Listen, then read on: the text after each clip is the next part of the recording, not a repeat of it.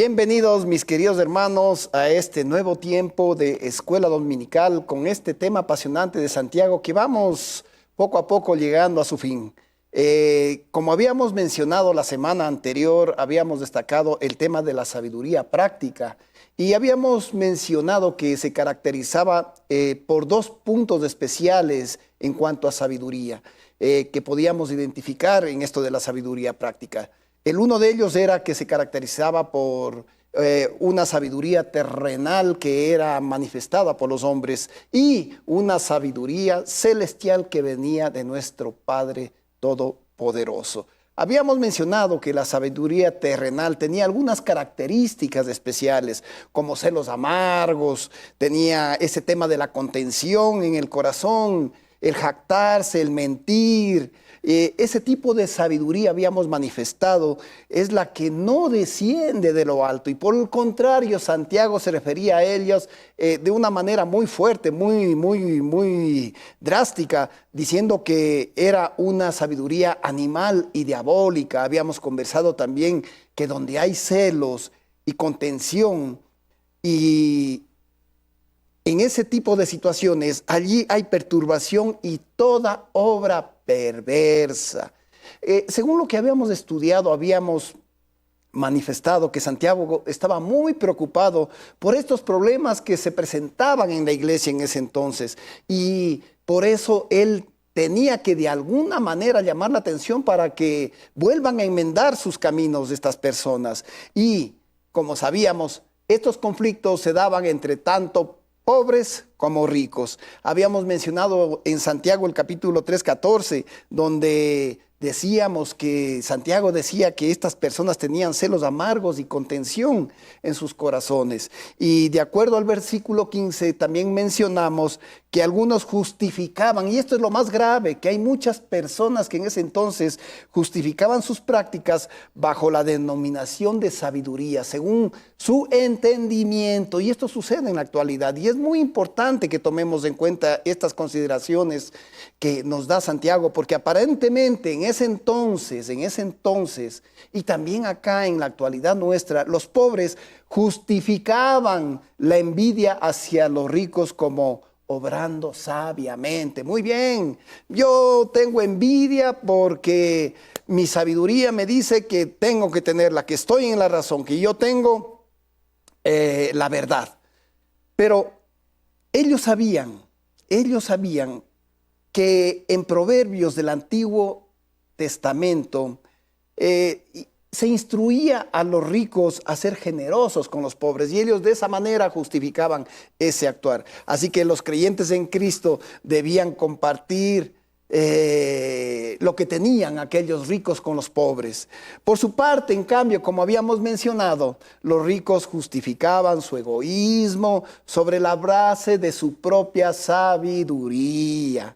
Y ellos también, a su vez, citaban proverbios del Antiguo Testamento que enseñaban que la pobreza era el resultado de la pereza y que la riqueza que ellos tenían era la recompensa por su trabajo duro. Pero Santiago les advirtió, Santiago les anima, Santiago les instruye en que esa manera de actuar era terrenal, animal y diabólica. Había llevado este comportamiento a la congregación ¿a qué? A obrar perversamente entre ellos. ¿Y quién se afectaba? Toda la comunidad con este actuar. Muy bien. Habíamos mencionado que podemos leer que el cuerpo de Cristo se había dividido por peleas y discusiones. Esto lo manifestamos la semana pasada. Pero esas peleas y discusiones que sucedían en ese entonces también las hay en nuestro tiempo actual y en muchas congregaciones. Por eso, entonces, es importante reconocer que cuando sucede esto es porque estamos siendo presas del demonio, que lo único que busca es destruir la obra de Dios. Y estas son las razones por las que Santiago se ve en la necesidad de insistir sobre esta sabiduría práctica, que es fundamental. Veamos ahora lo que es la sabiduría celestial. Muy bien, Santiago enumeró las características de la sabiduría celestial y para el efecto vamos a mencionar Santiago capítulo 3, versículo 17. Le repito, Santiago capítulo 3, versículo 17. Dice lo siguiente: pero la sabiduría que es de lo alto es primeramente pura, después pacífica, después amable, después benigna, llena de misericordia y de frutos buenos, sin incertidumbre ni hipocresía. Qué interesante, miren, Santiago habla de la sabiduría que viene de Dios y esta sabiduría, como lo mencionamos, es pacífica, amable, benigna, llena de misericordia, de buenos frutos, sin incertidumbre ni hipocresía. En otras palabras, Dios está promoviendo un amor lleno de paz. Y es el pueblo de Dios, escuche bien, es el pueblo de Dios. Somos nosotros los que estamos viviendo en el pueblo de Dios, los que debemos mostrar esa paz, siendo considerados y misericordiosos con el prójimo. Estas acciones, mire bien, estas acciones surgen de una sincera devoción a Cristo. Así que si usted está en Cristo, usted va a tener la fortaleza y va a tener la fuerza para poder actuar de esa manera y vencer aquellas costumbres que nos han llevado a la esclavitud. Muy bien, para el efecto es interesante que veamos qué es lo que nos dice el doctor Dan McCarthy al respecto. Vamos al siguiente video. La sabiduría de arriba, que viene de Dios, porque está arriba, por supuesto, es un reflejo de los propios atributos de Dios. Santiago dice que es pura, es apacible, es gentil, llena de buenos frutos, es misericordiosa, es inquebrantable y es sincera o sin hipocresía. En otras palabras, son atributos que describen a Jesús. Jesús era todas esas cosas. Y Santiago dice que ese tipo de cosas no te llevarán hacia adelante en la vida, no te harán exitoso, no significa que vivirás en una casa más grande, sino que eso da como resultado, dice Santiago, justicia y paz. En otras palabras, shalom real o paz real. Y es interesante que todo el mundo realmente quiere shalom, integridad, plenitud, paz. Ellos quieren esas cosas y piensan que la sabiduría terrenal se las dará, pero en realidad ese tipo de paz solo proviene de la sabiduría que viene de arriba, que no busca el propio avance.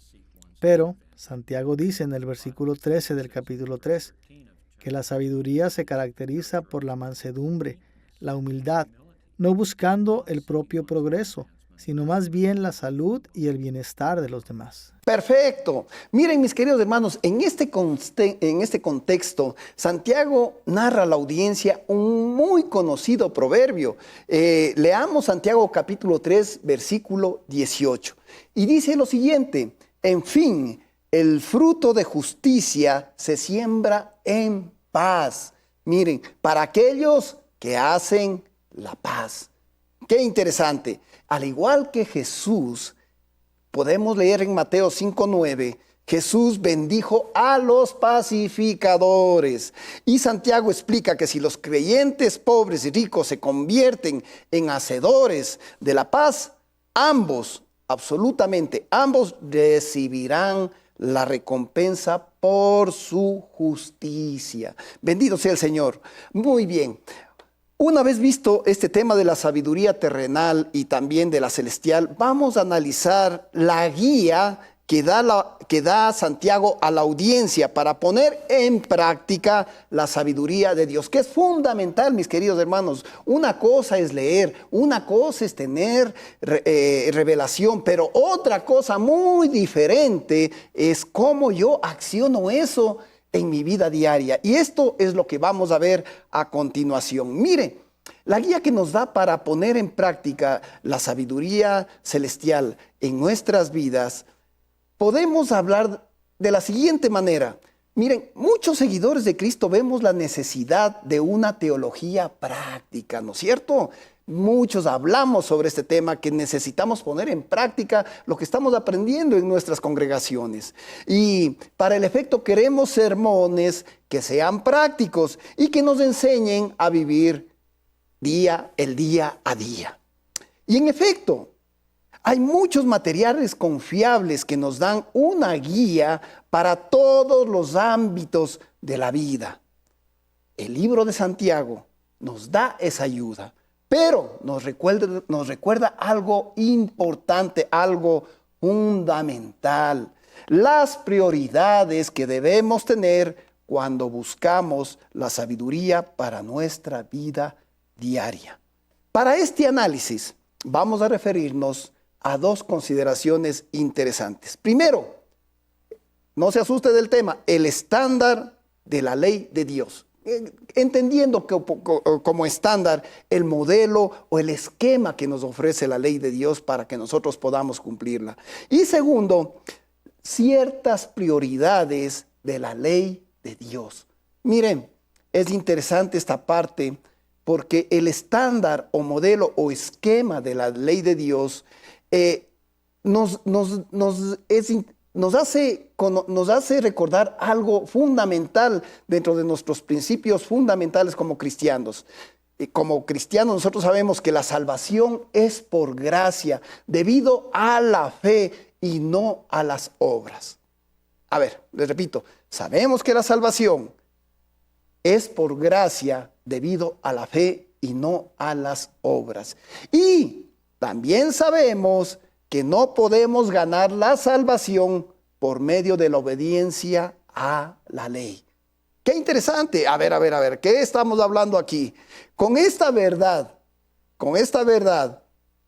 podemos ver lo que dice al respecto la epístola de Santiago, para irnos afirmando en lo que estamos hablando. Santiago resaltó, mire bien, Santiago resalta algo fundamental, lo que tradicionalmente se llama el tercer uso de la ley. Acuérdese de este término, el tercer uso de la ley. Esto quiere decir que seguimos la ley como gratitud al amor que Dios nos muestra en Cristo Jesús. Vamos desarrollando. Mire, Santiago nos ofreció dos descripciones de la ley de Dios que son únicas. Mire, primero se refirió a la ley que da libertad. Primera cosa, esto puede leer usted en el capítulo 1, versículo 25 de Santiago y en el capítulo 2, versículo 12, donde dijo que la ley nos libera de la esclavitud del pecado y de sus terribles efectos. Cuando obedecemos la ley en gratitud a nuestro Padre Celestial, a nuestro Dios, la ley nos da libertad. Jesús declaró esta misma perspectiva cuando Juan escribió en el capítulo 8, y conoceréis la verdad, y la verdad os hará libres. Mire, Santiago, al tener el enfoque de Jesús sobre la ley que da libertad, estaba declarando que el Espíritu de Dios usa la ley como una guía, como autoridad, para que nosotros, como hijos de Dios, podamos desarrollar una sabiduría práctica. No estamos solos. Tenemos la presencia del Espíritu Santo para que nos ayude a poder poner en práctica esta sabiduría práctica.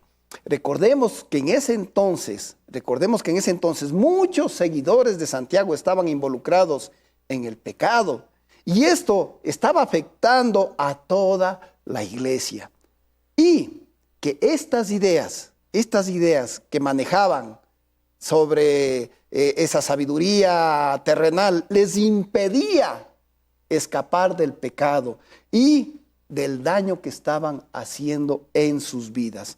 Pero la palabra de Dios, escuche bien, para Santiago, nos libera de la culpa del pecado y nos abre un camino como luz y guía en nuestras vidas de una manera práctica.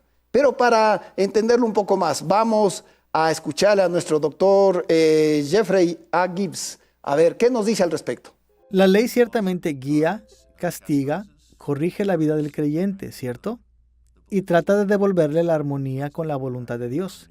Y sin embargo, en última instancia, creo que es por eso que Santiago lo llamó la ley de la libertad, y que seremos juzgados por la ley de la libertad.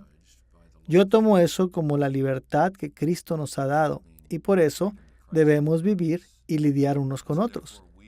Seremos juzgados por esa ley en la que Dios no muestra parcialidad y da su gracia libremente, por lo que debemos dar esa misma gracia e imparcialidad entre nosotros, ricos y pobres, viejos y jóvenes, esclavos y libres, hombres y mujeres, así como San Pablo lo dice.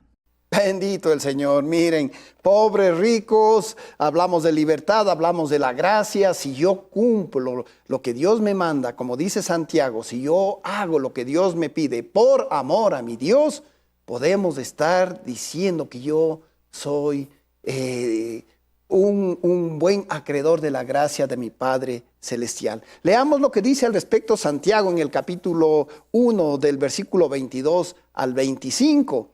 Miren, al respecto lo que dice Santiago es, pero sed hacedores de la palabra. Qué interesante, no solamente aprenderla, no solamente guardarla en mi corazón, no solamente guardarla en mi mente. Dice, sed hacedores. Yo todo lo que sé, lo que el Señor me ha revelado, lo que el Señor me ha enseñado, tengo que ponerlo en práctica con mis semejantes. De lo contrario, miren mis hermanos, usted puede orar lo que usted quiera, usted puede alabarle lo que usted quiera, usted puede ofrendar lo que usted quiera, pero si no lo hace de corazón, no lo hace por amor a nuestro Dios, no sirve absolutamente nada.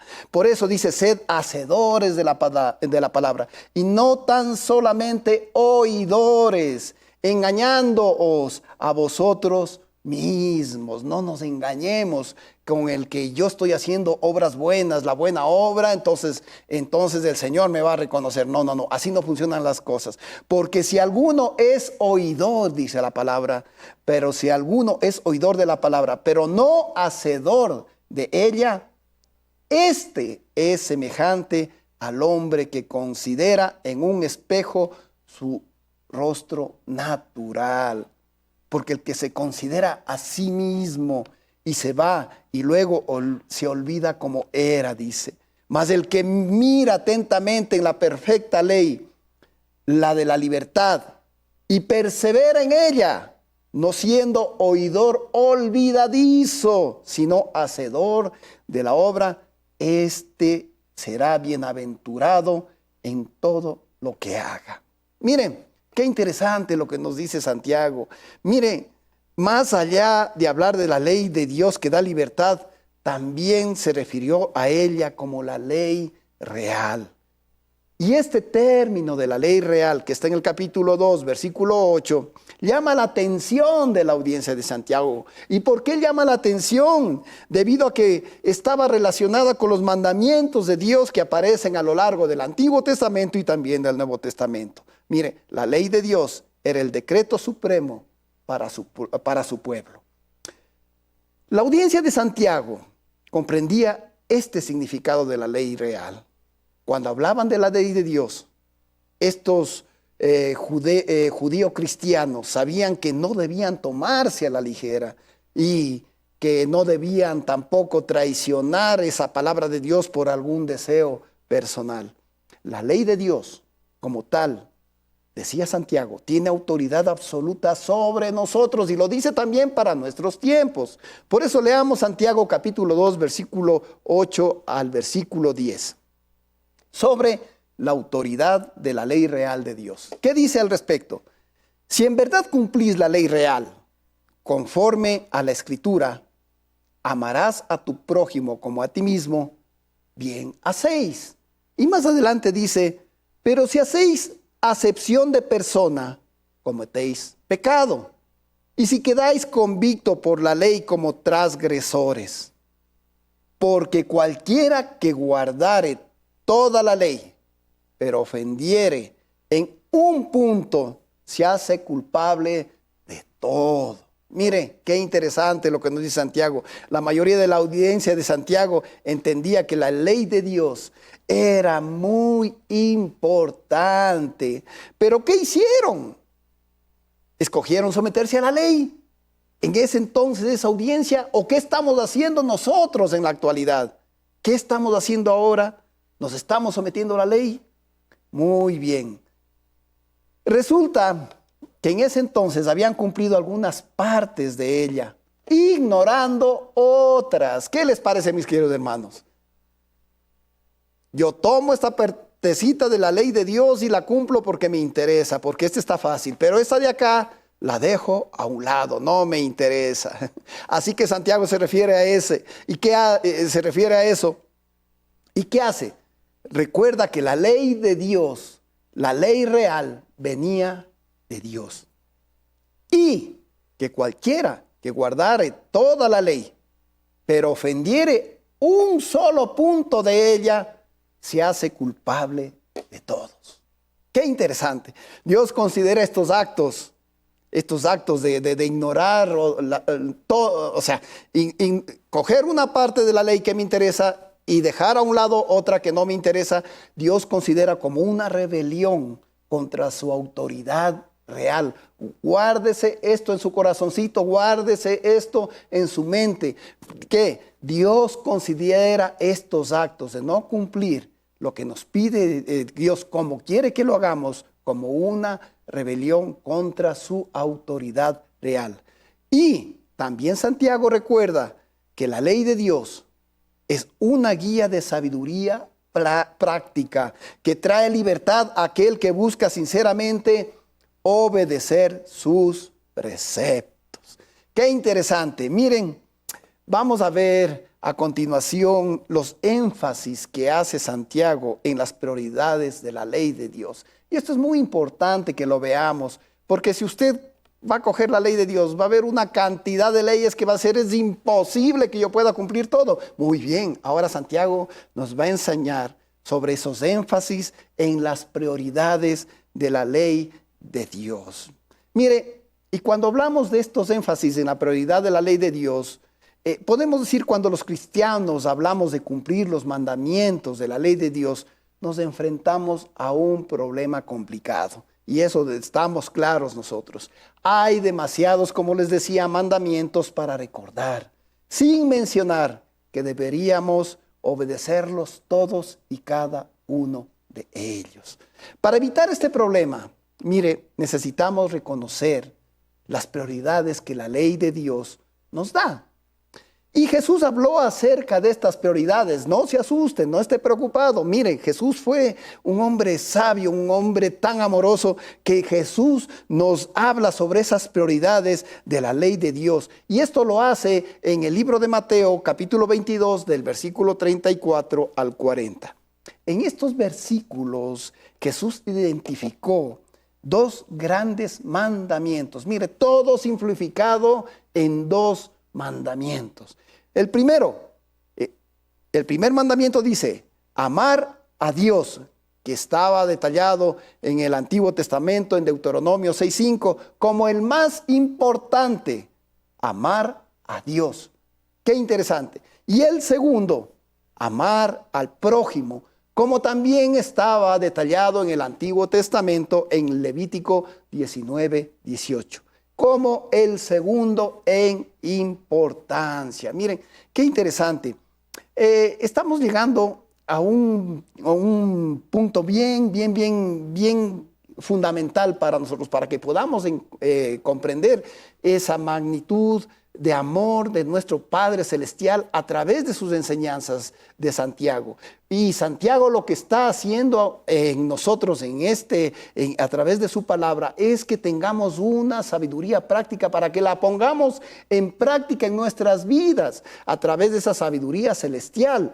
Y nos está diciendo que si tenemos una cantidad increíble de mandamientos que podemos leerlo a través de toda la Biblia, miren, podemos reconocer dos prioridades fundamentales que nos da Jesús ya en el Nuevo Testamento. Ya habíamos mencionado hace un ratito que Jesús había hecho relación a Deuteronomio 6:5, en donde nos dice que el primer mandamiento fundamental es amar a Dios sobre todas las cosas y el segundo, amar al prójimo como a ti mismo. Dos principios fundamentales del Antiguo Testamento que conocían los judíos cristianos. Pero eso es un tema para desarrollarlo la próxima semana. Así que, mis queridos hermanos, Dios les bendiga y nos vemos la próxima semana.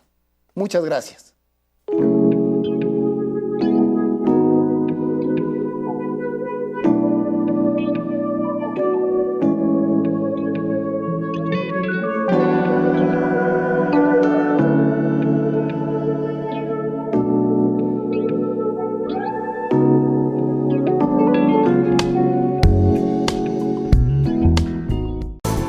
Juntos exaltemos y alabemos el nombre de Dios, proclamando que venga tu reino. En un tiempo especial de compartir el pan de vida, con gratitud y regocijo en medio de himnos y salmos, para aquellos que no pueden asistir a la iglesia, culto dominical Asoma. Somos tu pueblo, somos tu pueblo, somos tu voz y tu voz. Porque Dios busca adoradores en espíritu y en verdad. Somos tu pueblo.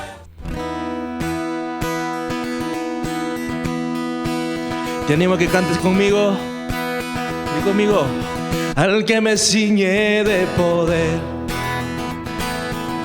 al que mi victoria es, solo a Él alabaré, solo a Él exaltaré. Al que me ciñe de poder, al que mi victoria es, solo a Él alabaré, solo a Él exaltaré. De ti será mi alabanza en la congregación. Yo cantaré y alabaré tu nombre, Señor. Al que me ciñe de poder, oh, al que mi victoria es, solo a Él alabaré,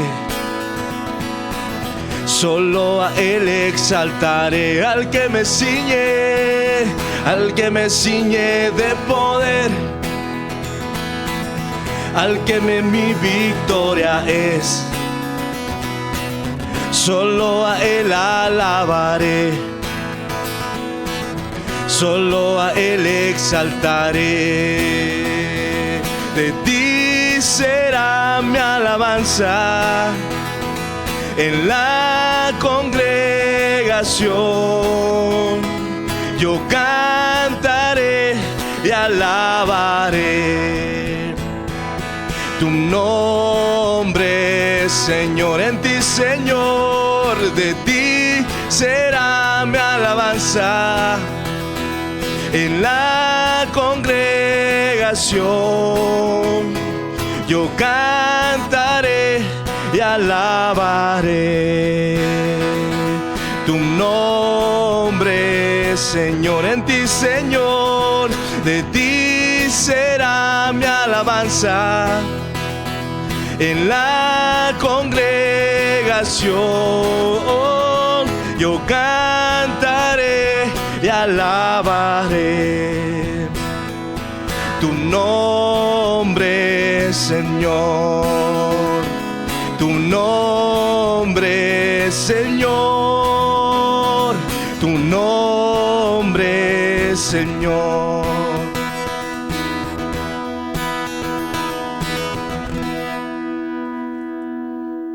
Que el Señor les bendiga, amados hermanos. Qué gusto poder saludarles ya en este culto dominical Asoma Visión. Así que le compartimos. También ya estamos transmitiendo en vivo y usted puede compartir a las personas quizás a sus amigos, a sus familiares y decirle que también podamos estar todos juntos unidos con ese deseo de alabar y honrar el nombre de nuestro Señor. Queremos pues también empezar en esta mañana leyendo la palabra de Dios, por lo que yo le invito a que usted pueda buscar su Biblia rápidamente y podamos leer juntos la palabra de Dios. ¿Qué es lo que el Señor quiere indicarnos del día de hoy, que quiere hablar a nuestros corazones? Y dispongamos nuestro corazón también para este tiempo. Vamos a estar leyendo el Salmo 86, vamos a estar leyendo desde el versículo 1 hasta el versículo 17. Y la palabra de Dios dice así: Inclina, oh Jehová, tu oído y escúchame, porque estoy afligido y menesteroso. Guarda mi alma porque soy piadoso. Salva tú, oh Dios mío, a tu siervo que en ti confía. Ten misericordia de mí, oh Jehová, porque a ti clamo todo el día. Alegre el alma de tu siervo, porque a ti, oh Señor, levanto mi alma. Porque tú, Señor, eres bueno y perdonador, y grande en misericordia para con todos los que te invocan. Escucha, oh Jehová, mi oración, y está atento a la voz de mis ruegos. En el día de mi angustia te llamaré, porque tú me respondes. Oh Señor, ninguno hay como tú entre los dioses, ni obras que igualen tus obras. Todas las naciones que hiciste vendrán y adorarán delante de ti, Señor, y glorificarán tu nombre, porque tú eres grande y hacedor de maravillas. Solo tú eres Dios. Enséñame, oh Jehová, tu camino. Caminaré yo en tu verdad. Afirma mi corazón para que tema tu nombre. Te alabaré, oh Jehová, Dios mío, con todo mi corazón, y glorificaré tu nombre para siempre. Porque tu misericordia es grande para conmigo, y has librado mi alma de las profundidades del Seol. Oh Dios, los soberbios se levantaron contra mí, y conspiraron de violentos. Ha buscado mi vida, y no te pusieron delante de sí. Mas tú, Señor, Dios misericordioso y clemente, lento para la ira y grande en misericordia y verdad. Mírame y ten misericordia de mí, da tu poder a tu siervo y guarda al hijo de tu sierva. Haz conmigo señal para bien y véanle los que me aborrecen y sean avergonzados, porque tú, Jehová, me ayudaste y me consolaste. Y seguimos alabando a nuestro Dios. Canta conmigo. Quien rompe el poder del pecado, su amor es fuerte y poderoso. El Rey de gloria, dilo, el Rey de majestad. Conmueve el mundo, vamos. Conmueve el mundo con su estruendo y nos asombra con maravillas. El Rey de gloria, el Rey de majestad. Dilo, gracia sublime es, perfecto es tu amor. Tomaste mi lugar, cargaste tú mi cruz, tu vida diste allí. Ahora libre, y ahora libre soy. Jesús, te adoro por lo que hiciste en mí. Pusiste en orden todo el caos. Nos adoptaste como tus hijos. El Rey de gloria, el Rey de majestad, el que gobierna,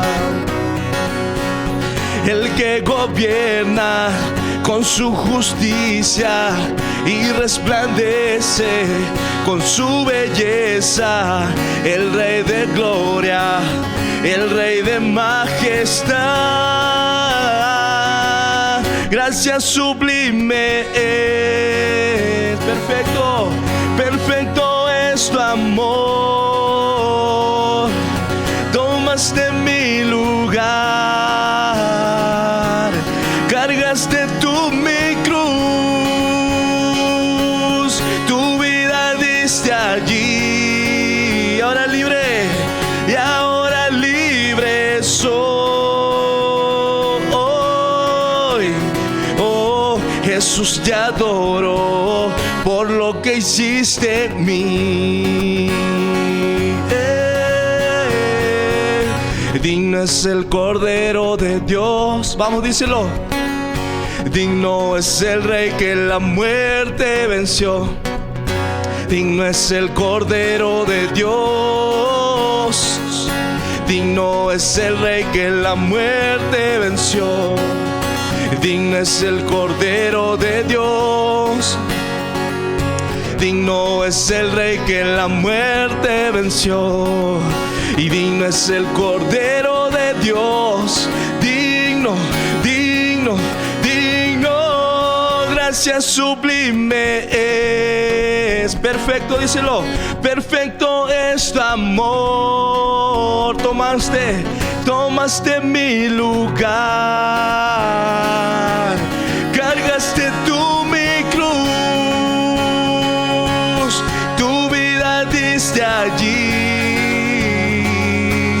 Y ahora libre soy.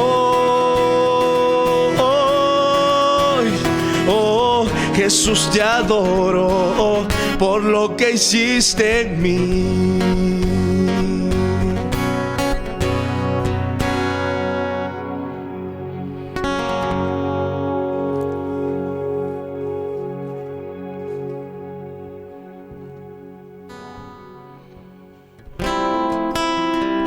Una canción que ha sido de mucha bendición para todos nosotros. Te invito a que cantes conmigo fuerte y di conmigo: he decidido seguir a Cristo.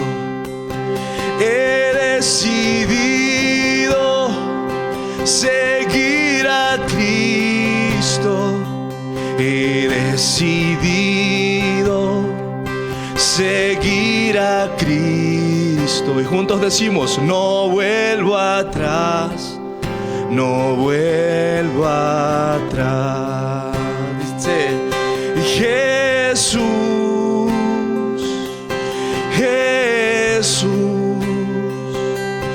Jesús, Jesús.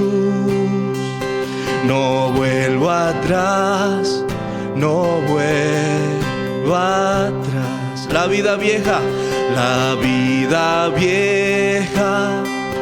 ya he dejado. La vida vieja ya he dejado. La vida vieja ya he dejado. No vuelvo atrás, no vuelvo atrás. Canta conmigo este coro: Jesús y Jesús, Jesús, Jesús, Jesús. No vuelvo atrás, no vuelvo atrás, no vuelvo atrás. El Rey de Gloria, el Rey de Gloria me ha transformado. El Rey de Gloria me ha transformado. El Rey de Gloria me ha transformado. No vuelvo atrás, no vuelvo atrás. Decimos ese coro: Jesús, Jesús, Jesús, Jesús. No vuelvo atrás, no vuelvo atrás. He decidido la última vez, he decidido seguir a Cristo. He decidido seguir a Cristo. He decidido seguir a Cristo. No vuelvo atrás, no vuelvo atrás, no vuelvo atrás, no vuelvo atrás.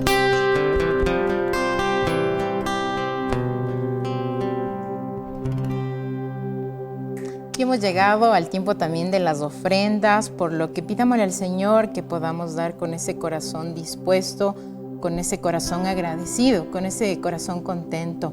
Y pues es importante saber que qué lindo es poder también uno ofrendar lo que el Señor también nos ha dado y ser parte también de la misión que Dios nos ha dejado.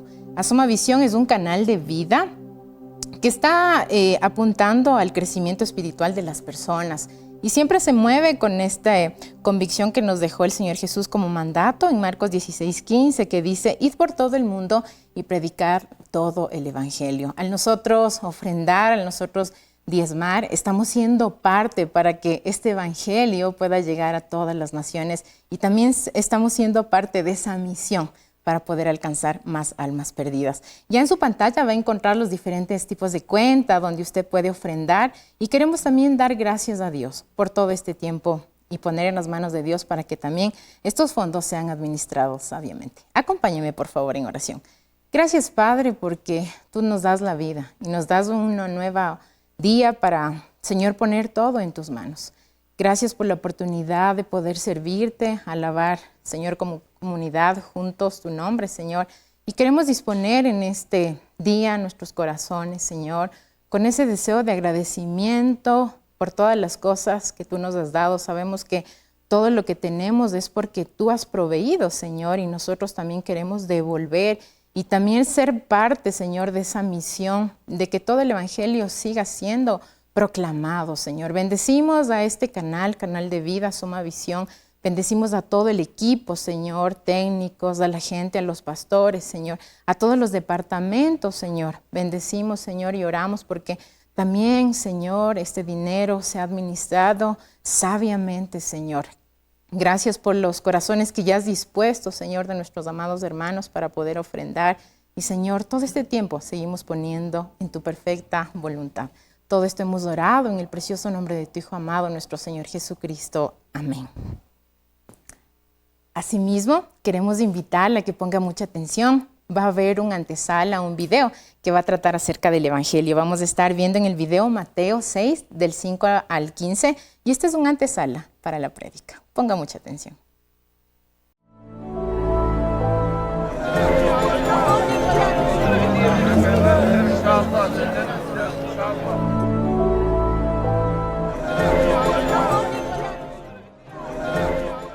Cuando oren, no sean como los hipócritas, porque a ellos les encanta orar de pie en las sinagogas y en las esquinas de las plazas para que la gente los vea. Les aseguro que ya han obtenido toda su recompensa. Pero tú, cuando te pongas a orar, entra en tu cuarto, cierra la puerta y ora a tu Padre que está en lo secreto. Así tu Padre que ve lo que se hace en secreto, te recompensará. Y al orar, no hablen solo por hablar como hacen los gentiles, porque ellos se imaginan que serán escuchados por sus muchas palabras. No sean como ellos, porque su Padre sabe lo que ustedes necesitan antes de que se lo pidan. Ustedes deben orar así: Padre nuestro que estás en el cielo, santificado sea tu nombre. Venga tu reino. Hágase tu voluntad en la tierra como en el cielo. Danos hoy nuestro pan cotidiano. Perdónanos nuestras deudas, como también nosotros hemos perdonado a nuestros deudores. Y no nos dejes caer en tentación, sino líbranos del maligno. Porque si perdonan a otros sus ofensas, también los perdonará a ustedes su Padre Celestial. Pero si no perdonan a otros sus ofensas, tampoco su Padre les perdonará a ustedes las suyas.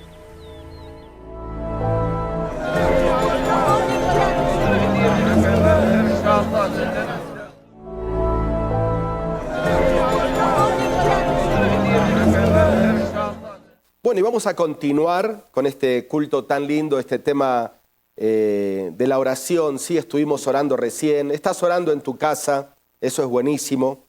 Y yo quisiera que dediquemos este espacio, estos minutitos, a un pasaje de la Biblia. Yo creo que para la mayoría conocido, ¿sí? Y un poquito vamos hoy a honrar a las mujeres, ¿sí? ¿Por qué? Porque, bueno, vamos a hablar de una mujer de nombre Ana, que impactó su generación desde su, me atrevo a decir, casi anonimato.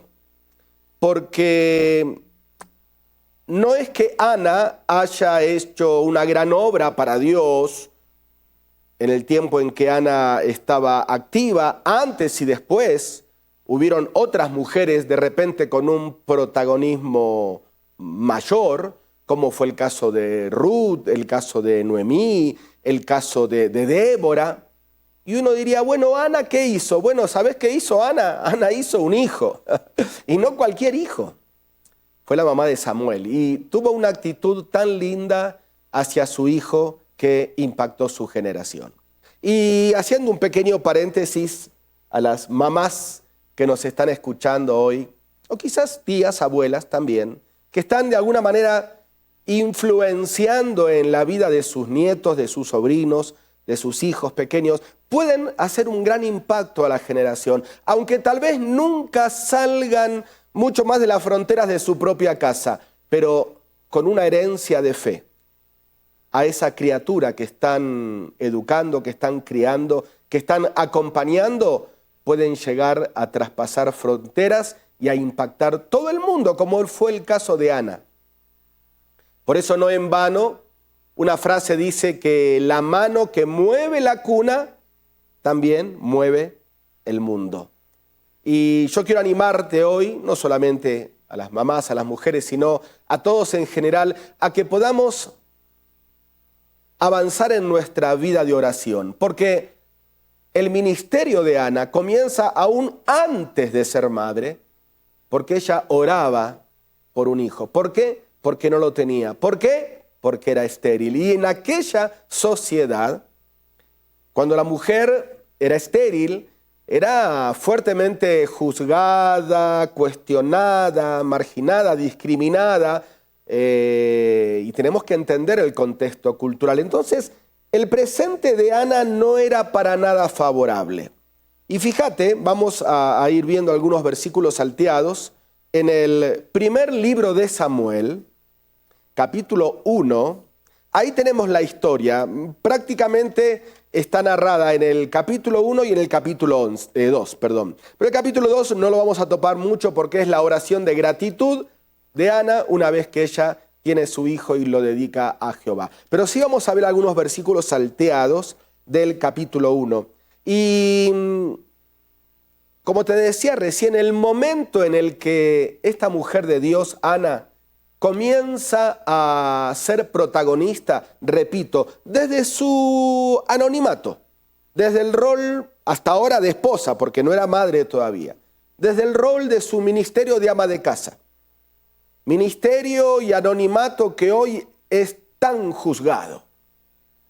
Y se le quiere vender a las mujeres la mentira de que si no salen de las 4 paredes de su casa, o qué haces criando hijos, o por qué vas a estar todo el tiempo como esclava de tu esposo, cosas que no son ciertas, pero con la estrategia del diablo se utiliza para desprestigiar, desvalorar la imagen de la mujer. Acá tenemos una mujer que ya en aquella sociedad, por el hecho de ser mujer, porque era una sociedad machista, ya estaba más abajo. Como te dije recién, aparte de esto, era estéril.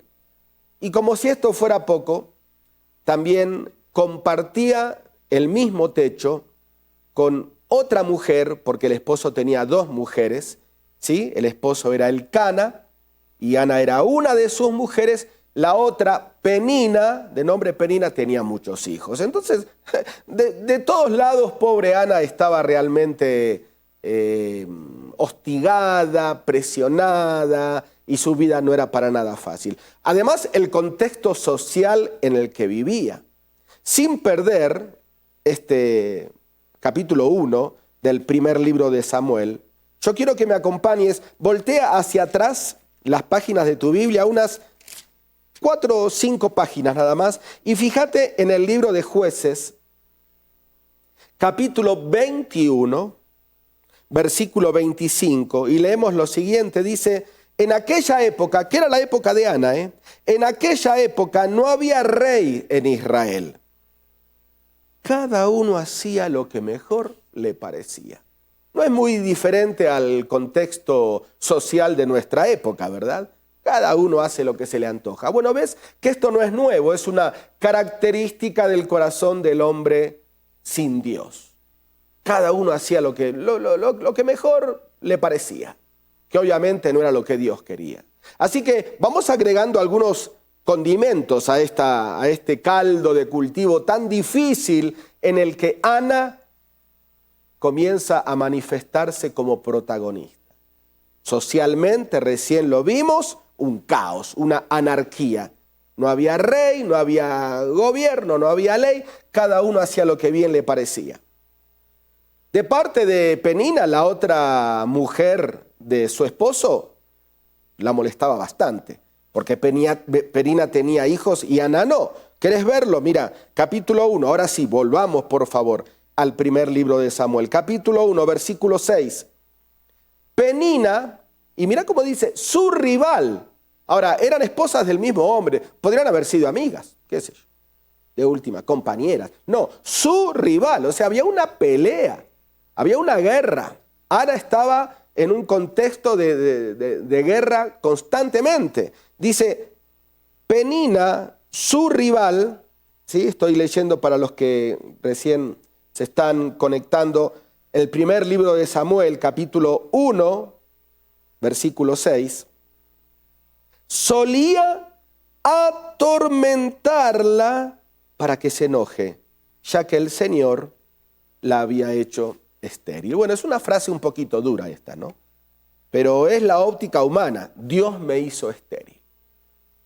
Es por culpa de Dios. Bueno, son todas cosas que suceden en la humanidad. Y aún de aquellos que seguimos a Dios. Y probablemente Ana lo pensó también, no seamos místicos. Habrá dicho, Dios, ¿por qué me hiciste estéril?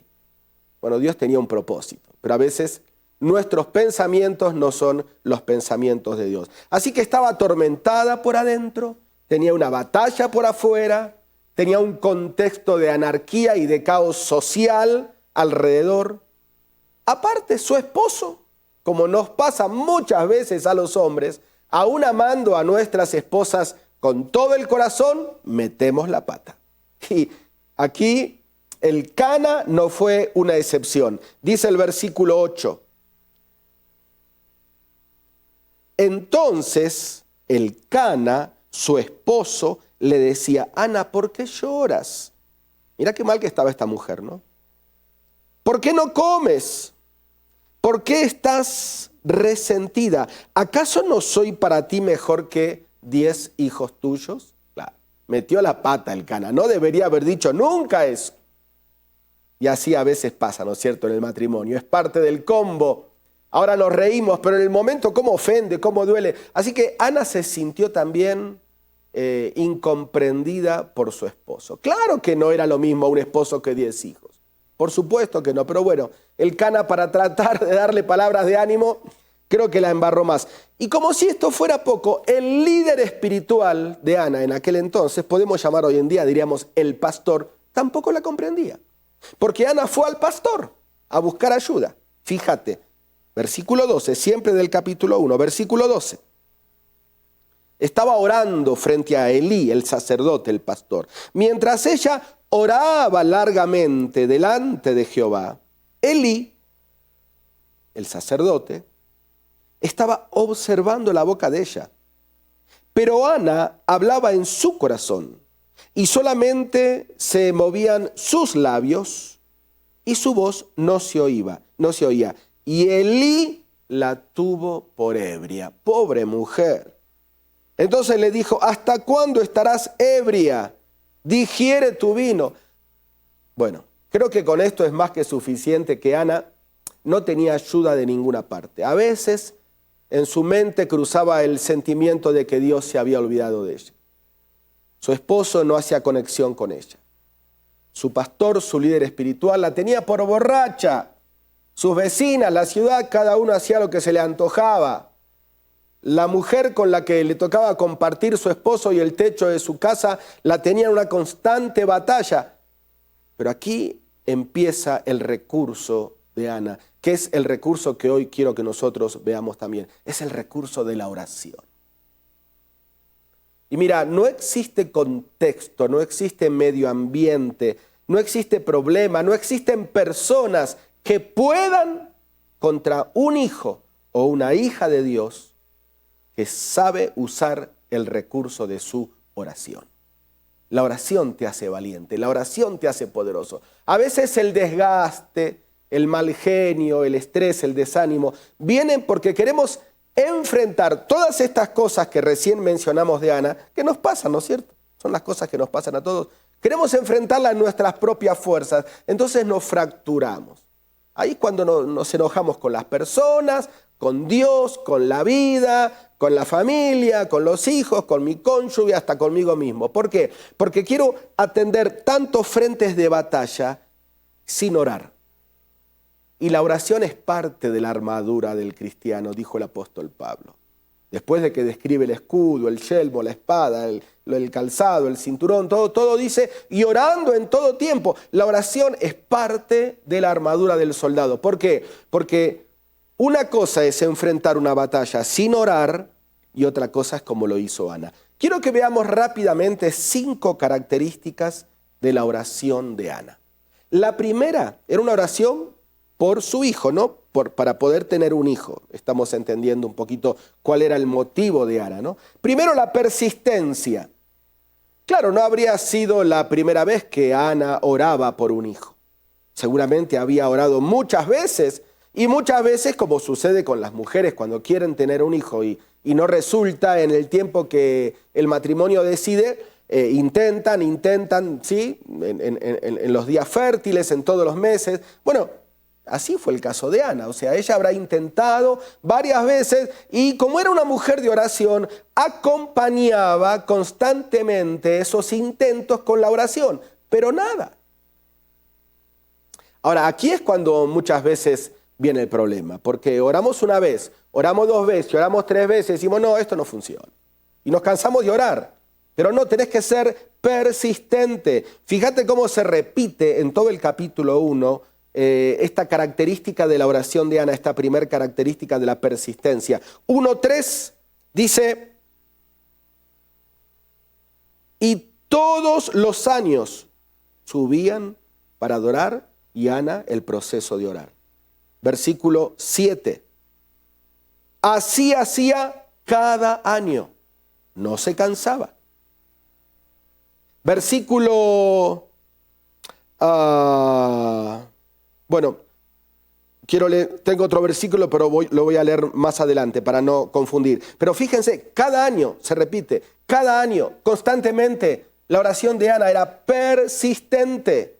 El Señor Jesucristo contó una historia, una anécdota. No la vamos a leer, pero te animo a que anotes el pasaje en Lucas, capítulo 16. Ahí desde el versículo 1 al 8, cuenta la historia de una viuda que tenía una necesidad. Y iba al juez de su ciudad para que la atienda, ¿sí? Y el juez no tenía tiempo, no la atendía, pero ella insistía, sacaba turno, golpeaba, hablaba con uno, a tal punto que el juez dijo, esta mujer me tiene cansada, la voy a atender porque si no me va a poner como loco. Y la atendió. Y el Señor Jesucristo dijo, si los jueces humanos atienden ante la persistencia de un pedido, ¿cuánto más vuestro Padre Celestial? Al que no cansamos, al que no nos responde solamente para que no le molestemos más, sino que lo hace por amor. ¿Cuánto más? Pero tenemos que ser persistentes. Así que lo primero que quiero decirte es no te canses de orar. Cultiva una vida de oración. Si vos lees el capítulo 2, es toda una oración de Ana, una oración hermosa, es una de las oraciones más largas de la Biblia, una de las oraciones más lindas, más bíblicas. Era una mujer de oración. Y, ¿sabes una cosa? El calibre, la madurez, la estatura, la talla de un hombre, de una mujer, va de acuerdo a su vida de oración. Pero una oración persistente. ¿sí? Y no es que no es que Ana, después de que recibió la respuesta, se olvidó de orar. Siguió orando. ¿Por qué? Porque la oración para Ana no era una herramienta para conseguir algo de parte de Dios y después me olvido. No, la oración para Ana era una característica, formaba parte de un principio de su vida. A veces compartimos motivos de oración, vamos a la iglesia, al culto de oración. Cuando Dios responde, nos olvidamos de Dios.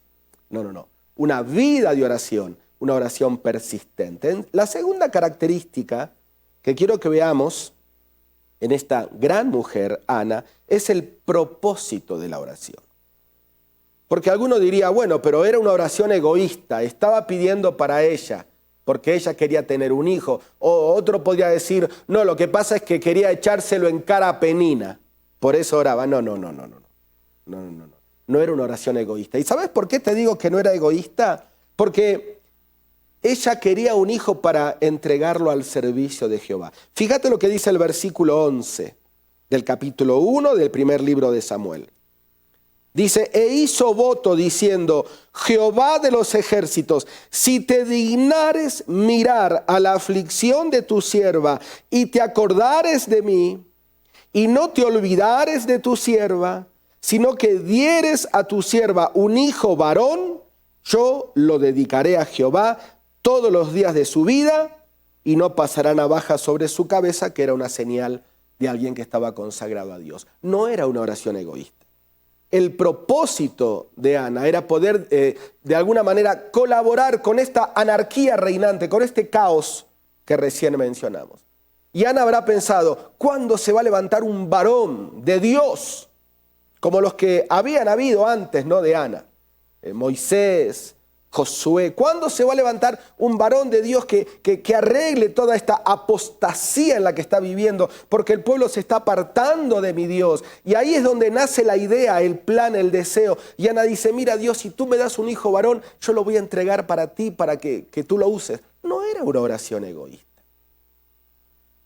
Y sabes una cosa, querido hermano, hermana, con mucho amor te lo digo y con mucha pena en el corazón, nuestras oraciones se han tornado egoístas. Yo siempre estoy atento a los diferentes espacios de oración que hay en televisión, en radio, en los cultos de oración, aún en mi propia iglesia, los motivos, los pedidos de oración.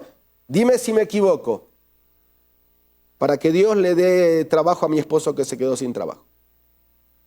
Por una vecina mía que está en un problema de un juicio.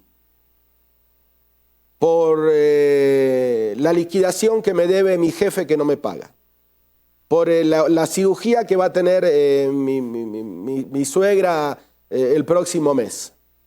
Por mí que estoy con un fuerte dolor de espalda. O sea, a ver, no me malinterpretes, no es que esté mal pedir por eso, no, ni tampoco Dios se molesta. No, está bien, es lindo que compartamos nuestras necesidades económicas, nuestras dolencias de salud, la plata que te deben por trabajo, está perfecto. Pero a veces es solo eso. Yo escucho muy pocos motivos de oración para que Dios levante más misioneros. ¿No? Para que Dios nos dé un mayor amor por su palabra. ¿No? Para que las iglesias despierten a la pasión por las almas que se pierden. No. Son oraciones egoístas. Y esto no es novedad porque Santiago mismo dice en el capítulo 4, versículo 3. Después anótalo y léelo en tu casa. Orás, pedís y no recibís respuesta a tu oración. ¿Por qué? Porque pedís mal. ¿Cómo, Santiago? Claro, pedís para gastar en tus propios deleites. La oración de Ana no fue una oración egoísta y nuestra oración no tiene que ser tampoco egoísta. En tercer lugar, ya vimos la persistencia, el propósito, la profundidad. La oración de Ana fue una oración profunda. Fíjate, por ejemplo, versículo 7, siempre del capítulo 1 del primer libro de Samuel. Dice, así hacía cada año Ana cuando subía a la casa de Jehová, la irritaba así, por la cual Ana lloraba y ayunaba. En ese contexto, Ana oraba en una profundidad de un quebrantamiento emocional y espiritual. Fíjate el versículo 10. Dice, ella con amargura de alma oró a Jehová. ¿Sí? La profundidad, ¿de dónde brota esa oración de Ana? Una oración profunda. Fíjate el versículo 11. Dice,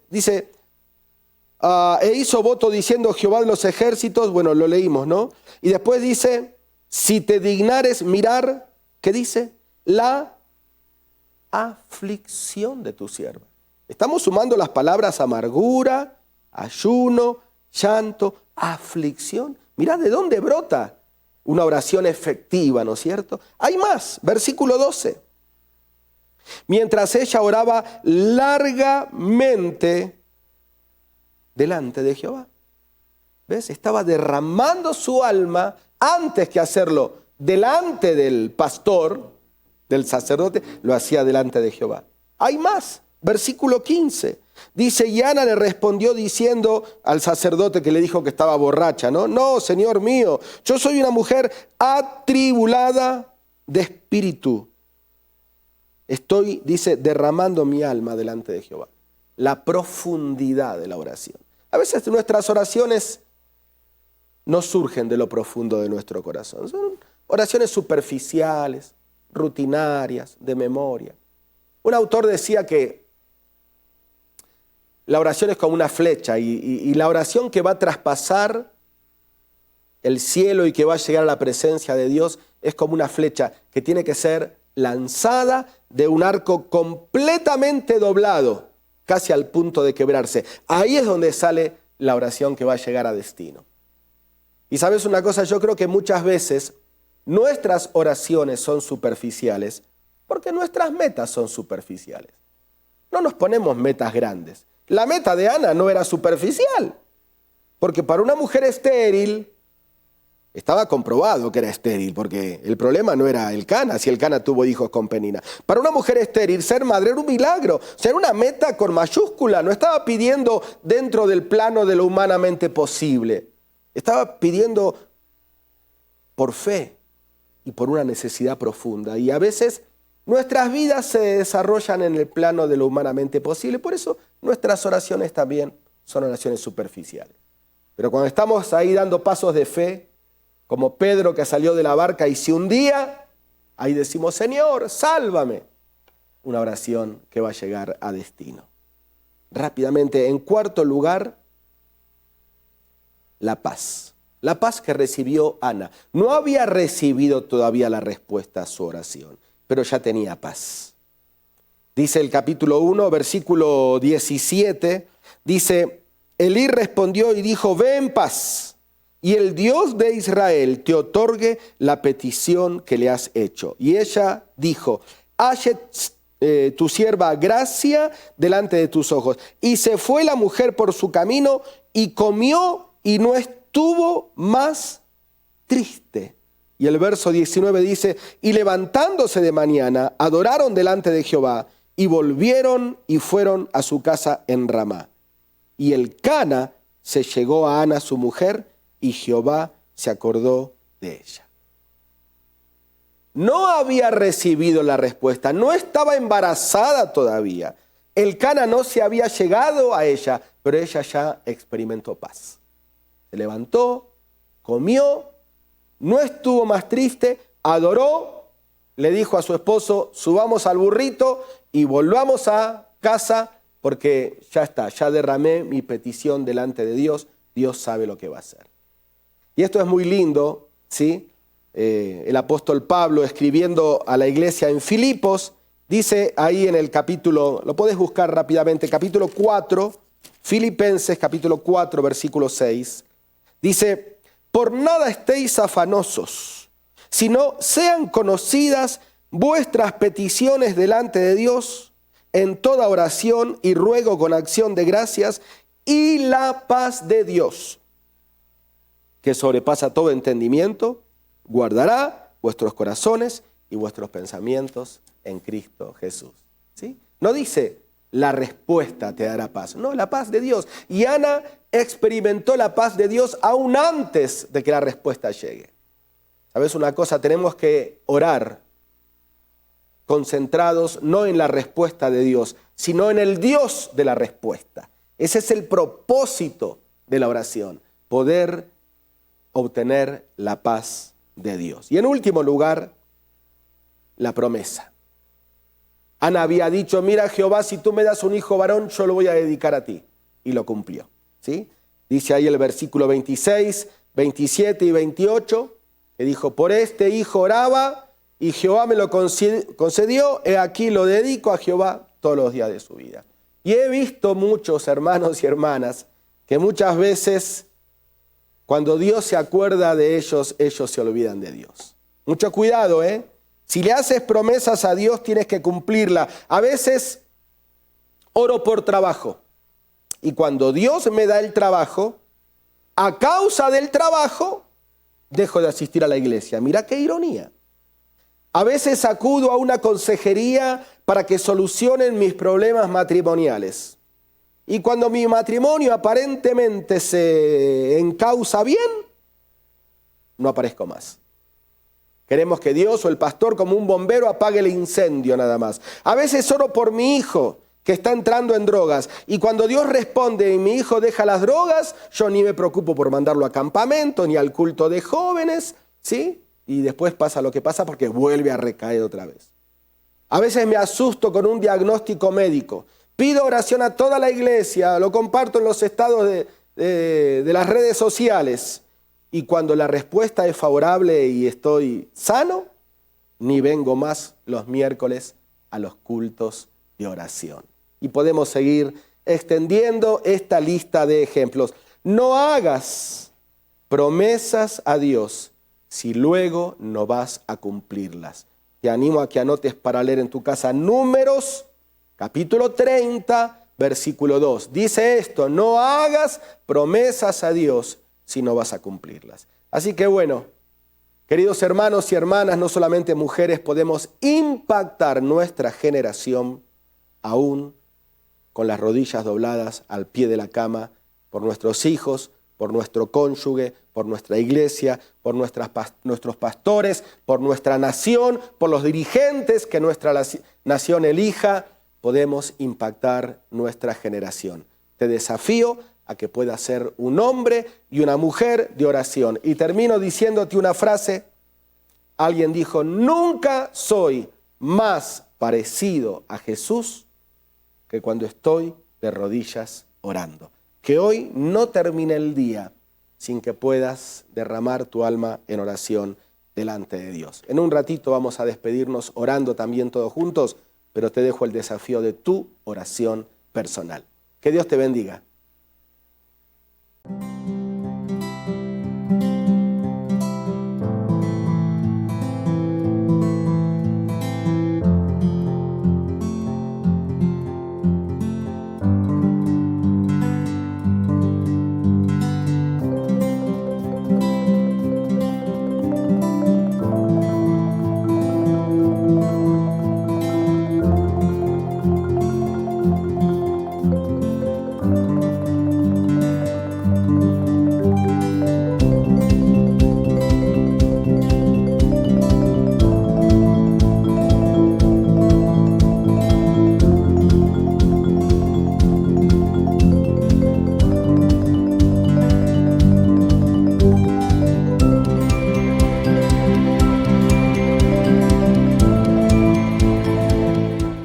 Bueno, y como habrás visto, allí te esperamos en la iglesia Betania La Prensa. Cualquier rato que quieras acercarte va a ser un honor muy grande darnos un abrazo, orar juntos. Eres bienvenido, bienvenida. Y así estamos terminando este hermoso culto que hemos tenido, este culto dominical. Y recuerda que en el mensaje te dije que íbamos a terminar orando, porque hoy el tema fue la oración. ¿Qué les parece si cerramos nuestros ojos y juntos nos dirigimos al trono de Papá Dios? Querido Padre, gracias por amarnos, gracias por demostrarnos que nos amas, gracias por perseguirnos con tu amor, con tu fidelidad, con tu perdón, con tu paciencia. Gracias, Señor, no merecemos nada de lo que tenemos. Y tú nos das tanto que tenemos que decir, como dijo David, mi copa está rebosando. Oh Dios, te ruego, bendice cada persona que está reunida de alguna manera con nosotros en este domingo, en este culto, Señor.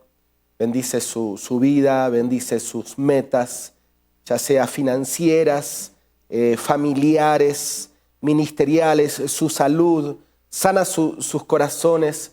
Señor, aviva la llama de su fe para que no decaigan, para que no le den lugar al diablo. Señor, necesitamos de ti cada día de nuestras vidas, porque tú eres como el aire para respirar, Señor, y a veces nos olvidamos, a veces te ignoramos. Perdona, Señor, perdona nuestras faltas y haznos cada día más parecidos a Jesucristo. Anhelamos tu pronta venida, Señor, y hasta que aquel día suceda y el lucero resplandezca en la mañana y escuchemos aquella trompeta final, aquella voz que nos convoca eternamente en la gloria, que podamos ser fieles y dejar detrás de nosotros, como lo hizo Ana con su hijo, una herencia de fidelidad. Te lo rogamos en el nombre del Señor Jesucristo, nuestro amado Salvador. Amén y amén. Dios te bendiga. Y terminamos aún más alegres, más contentos con estos coritos. No sé si se acuerdan, dice: hay poder, poder, sin igual poder en Jesús que murió. Hay poder, poder, sin igual poder en la sangre que Él vertió. Vamos otra vez. Hay poder, poder, sin igual poder en Jesús que murió. Hay poder, poder, sin igual poder en la sangre que Él vertió. Y va otro. No hay Dios tan grande como tú. No lo hay, no lo hay. No hay Dios, no hay Dios tan grande como tú. Muy bien. No lo hay, no lo hay. No hay Dios, no hay Dios que pueda hacer las obras como las que haces tú. No hay Dios que pueda hacer las obras como las que haces tú. No es con espada, no es con espada, ni con ejércitos, mas con su Santo Espíritu. Vamos, díselo.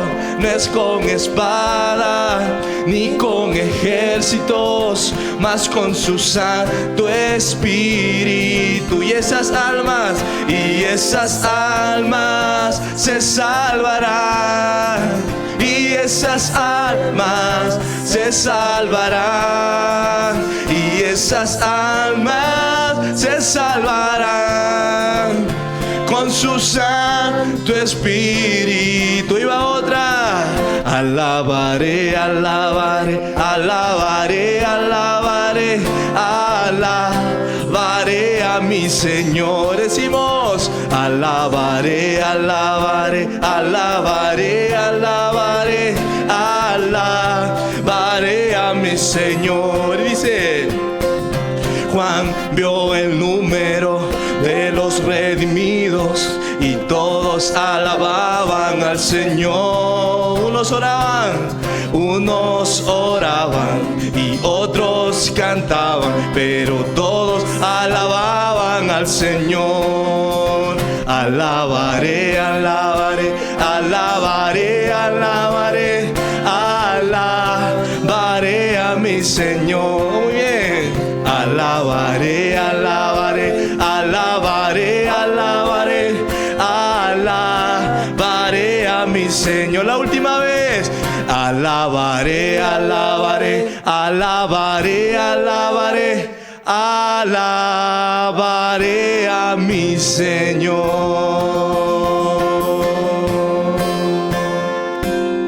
Muchas gracias, bendiciones. Juntos exaltemos y alabemos el nombre de Dios, proclamando que venga tu reino. En un tiempo especial de compartir el pan de vida, con gratitud y regocijo en medio de himnos y salmos, para aquellos que no pueden asistir a la iglesia, culto dominical a Somos. Somos tu pueblo, somos tu pueblo, somos tu voz y tu voz. Porque Dios busca adoradores en espíritu y en verdad.